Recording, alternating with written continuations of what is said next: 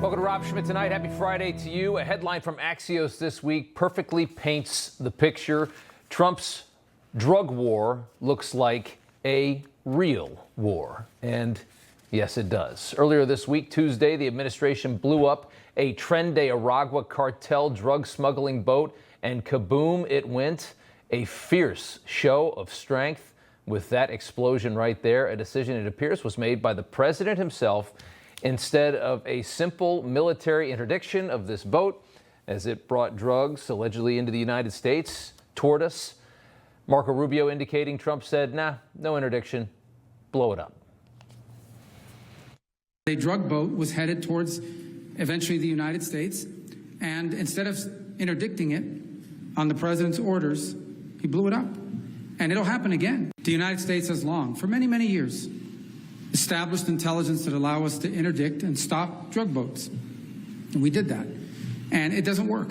Interdiction doesn't work because these drug cartels, what they do is they know they're going to lose, 2% of their cargo. They bake it into their economics.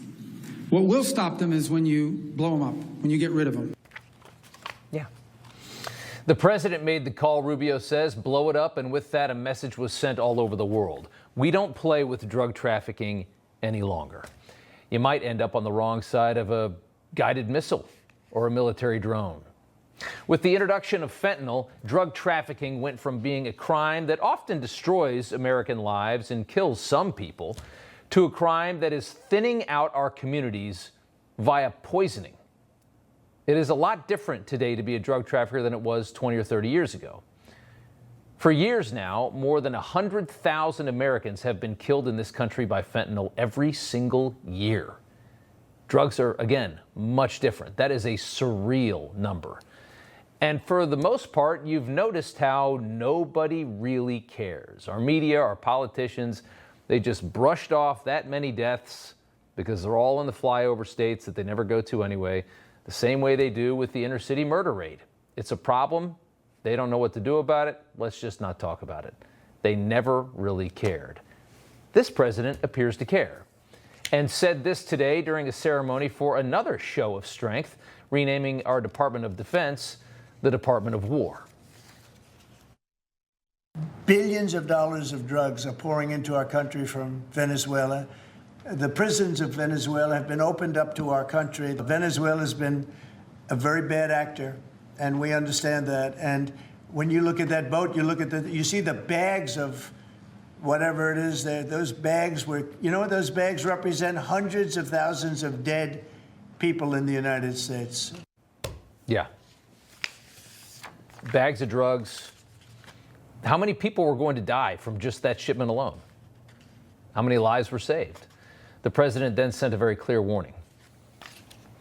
When I see boats coming in like loaded up the other day with all sorts of drugs, probably fentanyl mostly, but all sorts of drugs, and we're going to take them out. And if people want to have fun going on the high seas or the low seas, they're going to be in trouble. I will tell you, boat traffic is substantially down in the area that happened. And they called it the runway. It's a runway to the United States. And boat traffic is very substantially down on the runway. You can imagine why. I think anybody that saw that is going to say, I'll take a pass. Yeah. As Rubio said earlier, interdiction doesn't work when you're dealing with these people. Our government confiscates about 73 pounds of fentanyl every single day. That is a ton of fentanyl. You don't need much. It's really crazy powerful stuff. In fact, that's enough to kill 16 million people that they capture every single day. We go through this process of trying to find it. And that's what it is with so many different drugs. Here's Jeanine Pirro surrounded by barrels and barrels of illegal precursors that we've just discovered. I am surrounded by 1,300 barrels of precursors that are being used to make methamphetamines. These 1,300 barrels were shipped from Shanghai, China to Mexico. We intercepted these precursors on the high seas, and now the Sinaloa cartel will not be able to use them to make methamphetamines. Whenever there is an effort on the part of foreign terrorist organizations to create drugs that are killing Americans, we will seize them, whether it's on the high seas or whether it's in the country or a foreign country. And that makes a nice video, of course.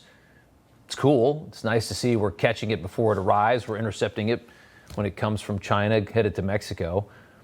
But it'll never end like this. This just goes on forever and ever and ever, as it has for the last 20, 30, 50 years. Ooh, we stopped 500 pounds today. Okay, what about tomorrow? You got to do it all over again. Start blowing up the smugglers, bombing their boats, and the game changes real fast. But the people who've never really cared about any of this, or even when it got to 100,000 Americans a year dying, mostly, like I said, in those flyover states, those people are very offended by the bombing of that cartel boat. This was murder. This was murder on the high seas. The United States military carried out an illegal order. That officer decided to carry out an illegal order to blow up a civilian ship in international waters. Whatever rationale they come up with is not going to be worth the paper it's printed on. MSNBC for you there, with more outrage over the murder of 11 cartel members than it has ever displayed for the hundreds of thousands that those cartels have killed. How warped is that? Welcome to MSNBC. In response to that kind of criticism, the White House just doubling down, sending stealth fighters to Puerto Rico to flex after Venezuelan fighter jets flew way too close over one of our aircraft carriers in international waters, because apparently the president of Venezuela has a very close relationship with the Tren de Aragua cartel and doesn't like when we start blowing up its members. If he was a good leader of his country, he would have said, "Nice shot, Mr. President." He is not. He is an evil, very bad man. Just like with big city crime, the president is saving American lives by solving problems that we've been conditioned to believe are unsolvable. The problems that just continue on no matter who's in charge for years and decades. No longer accepting hundreds of murders every single year in every American city. We've seen that now in Washington, probably soon to come in Chicago. And 100,000 deaths from fentanyl poisoning as well. Not accepting that. And as expected, the people who never cared about either of these horrifying problems couldn't wait to complain about the solution. You know, everybody's reporting the same stories, the same spin. You turn the channel, it's always the same. But not us. We're different. We report the real news. No spin, just the facts. Turn to us, and you won't turn back. Tune in to Rob Schmitt tonight on Newsmax.